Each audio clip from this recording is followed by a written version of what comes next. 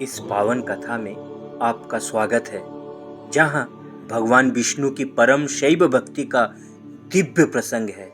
इस कथा में हम जानेंगे कि किस प्रकार श्री विष्णु ने शिव आराधना के माध्यम से देवताओं की रक्षा और धर्म की स्थापना की।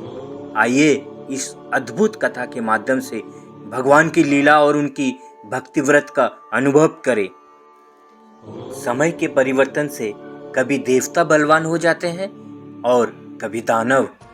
एक बार दानवों की शक्ति बहुत अधिक हो गई और देवताओं को बहुत अधिक सताने लगे। देवता बहुत संदिग्ध और संतप्त हो गए।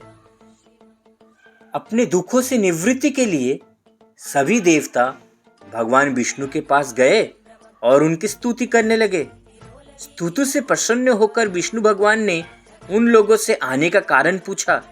तब देवताओं ने हाथ जोड़कर विनती की, हे महाराज, हम लोगों के दुख दानव अपरिमित कष्ट पहुंचा रहे हैं और हम लोगों का एक स्थान पर रहना भी कठिन प्रतीत हो रहा है।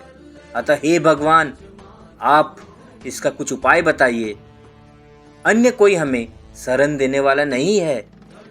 देवताओं का हृदय विदारक कारण क्रंदन सुनकर विष्णु भगवान ने कहा, हे परम कृपालु, श्री महादेव जी की आराधना कर इस संकट का निवारण करो।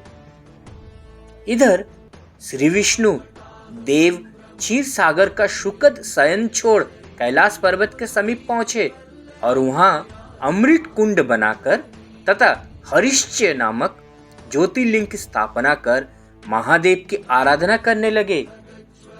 इनका नियम था कि श्री शिव सहस्त्र नाम का पाठ करते जाते और प्रत्येक नाम पर एक एक कमल शिवलिंग को चढ़ाते जाते। इस प्रकार प्रतिदिन सहस्त्र कमलों से महादेव जी का पूजा करते। ऐसी आराधना करते करते जब बहुत समय बीत जाते हैं, तब एक दिन महादेव जी उनकी भक्ति की परीक्षा के लिए उन 1000 पुष्पों में से एक पुष्प अपनी लीलाओं से कम कर देते हैं। भगवान विष्णु सहस्त्र नाम समाप्त करते करते जब अंतिम नाम आया तो भगवान विष्णु ने एक कमल कम देख बहुत चिंतित हुए और कमल पुष्प की प्राप्ति के लिए संपूर्ण पृथ्वी पर भ्रमण कर आए, किंतु भगवान शिव की लीलाओं से उन्हें कहीं भी कमल पुष्प ना मिल सका। तब उन्होंने एक सहस्र संख्या की पूर्ति के लिए अपना कमल रूपी नेत्र शिव जी के चरणों में भक्ति पूर्व समर्पण कर दिया। इस अटल भक्ति को देखकर आशुतोष भगवान शंकर परम प्रसन्न हुए और उसी समय प्रकट होकर प्रसन्न वदन से बोले, विष्णु, मैं आपकी प्रेम और भक्ति से परम संतुष्ट हूँ। आप मनोवांछित वर मांगे, आपके लिए कुछ भी अदेय नहीं है। भगवान का ऐसा वचन सुनकर भगवान विष्णु ने हाथ जोड़कर इस प्रकार प्रार्थना की। उन्होंने शिव जी से कहा, प्रभु, इस समय दैत्य बड़े प्रबल हो गए हैं और इतना उपद्रव कर रहे हैं कि देवताओं का रहना कठिन हो रहा है। संपूर्ण त्रिलोक इस समय उनके पीड़ित हैं। कृपया देवताओं तथा समस्त जगत की रक्षा का कोई उपाय कीजिए प्रभु। मेरे अस्त्र शस्त्र भी निष्फल हो गए, इसीलिए मैं आपके शरण में आया हूँ। ये तेजोमय सुदर्शन चक्र लो, इससे सभी दैत्यों का विनाश हो जाएगा।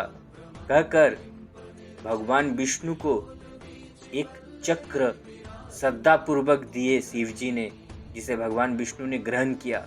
भगवान विष्णु उसी चक्र की सहायता से असुरों का बिना परिश्रम बहुत शीघ्र ही विनाश कर डाला तथा तीनों लोकों में आनंद की भेरी बजने लगी।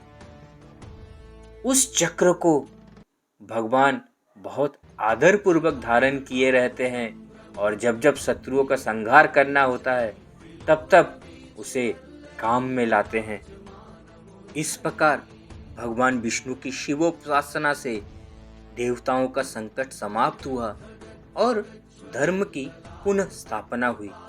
ये कथा हमें सिखाती है कि सच्ची भक्ति और समर्पण से सभी बाधाओं का निवारण संभव है। प्रभु की महिमा अपार है और उनके चरणों में ही सभी का कल्याण है। हर हर महादेव। वल्लरी विराजमान